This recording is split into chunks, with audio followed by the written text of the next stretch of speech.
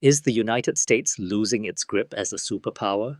It's a big question, and honestly, looking at where things are right now, we can definitely see that the country is facing some serious challenges. But why is the United States declining? One of the big elephants in the room is politics, and you can't really talk about recent US politics without mentioning Donald Trump. Now, whether you loved him or hated him, his time in office definitely shook things up. From trade wars, immigration policy, and pretty much everything else, he brought a really divisive style of politics to the forefront. You saw people getting more and more polarized. Folks on different sides of the political spectrum got further and further apart and had a harder time agreeing on anything. This kind of division can make it really tough for the country to come together and tackle big problems. Some argue that his policies and rhetoric isolate the US and weaken international alliances. Another thing that most people don't know is how bad the US military spending is contributing to the national debt. According to the Stockholm International Peace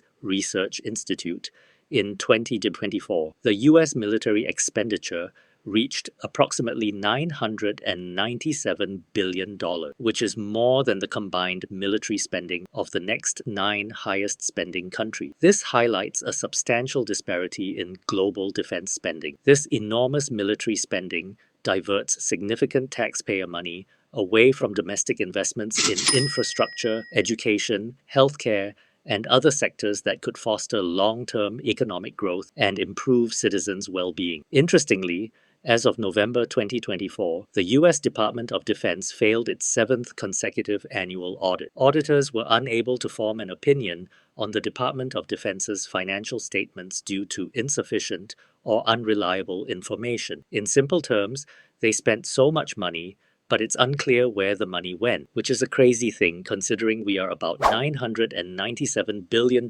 in a single year. Then there's the economy. On the surface, things might look okay sometimes, but if you dig a little deeper, you see some worrying trends in the past 3 decades. For a long time now, wages for average folks haven't really kept up with how much things cost. Think about it. Rent, groceries, education, everything seems to be getting more expensive, but wages haven't consistently risen at the same rate. This puts a real squeeze on families and makes it harder for people to get ahead. That brings us to wealth disparity, the huge gap between the super rich and everyone else. It's not a new problem, but it's definitely gotten worse over the year. You have a tiny percentage of the population holding a massive amount of the wealth, while a lot of people are struggling just to make ends meet. This kind of inequality can lead to social unrest and makes it harder for everyone to have a fair shot at a good life. It can also slow down the economy overall because when wealth is concentrated at the top, it doesn't always get invested in ways that benefit everyone. Another major headache is the healthcare system. The US stands out as the only major developed country that does not guarantee healthcare or even paid maternity leave for its citizens. This often leads to significant financial burdens, medical debt, and disparities in access to care compared to its peers. Millions of people still don't have health insurance, and even those who do can face huge bills that can bankrupt them. Compared to many other developed countries, the US spends way more on healthcare but doesn't necessarily have better outcomes. This is a big drag on the economy and causes a lot of stress and hardship for individuals and families. When people are worried about getting sick and not being able to afford treatment, it affects their overall well-being and productivity. These are some of the serious issues that need to be addressed if the US wants to maintain its position in the world and ensure a good future for its citizens. But what does it mean for the world if the US continues to decline? Without a single dominant power, you might see more intense competition between major regions like China, the EU, India, and others for influence. This could lead to new alliances forming and old ones potentially weakening or shifting. In the past, the US has often set the agenda on issues like trade,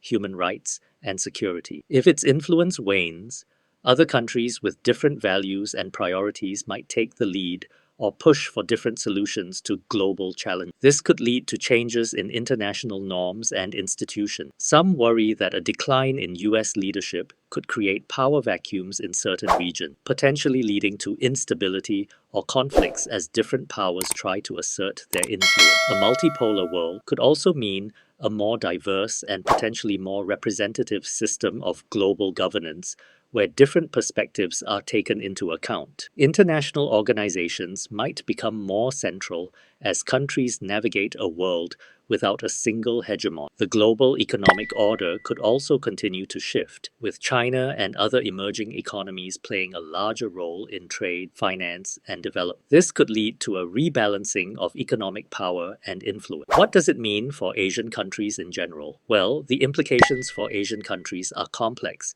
and will vary depending on their individual relationships with both the US and China. Asian countries might find themselves in a position where they need to carefully balance their relationships with both the US and China, avoiding having to definitively choose sides. This could lead to more nuanced and independent foreign policy. China's growing economic influence could also bring significant economic opportunities for Asian countries through increased trade, investment, and infrastructure development. However, it could also create challenges related to debt sustainability, dependence on China, and competition in certain sectors. The shift in global power could raise security concerns for some Asian countries, particularly those with existing territorial disputes or those who rely on the US for security guarantee. They might need to reassess their defense strategies and alliances. The relative decline of US influence could lead to shifts in regional power dynamics within Asia. Countries like Japan, South Korea, India, and Indonesia could play more prominent roles in shaping the regional order. And also, Asian countries could have a greater opportunity to shape international norms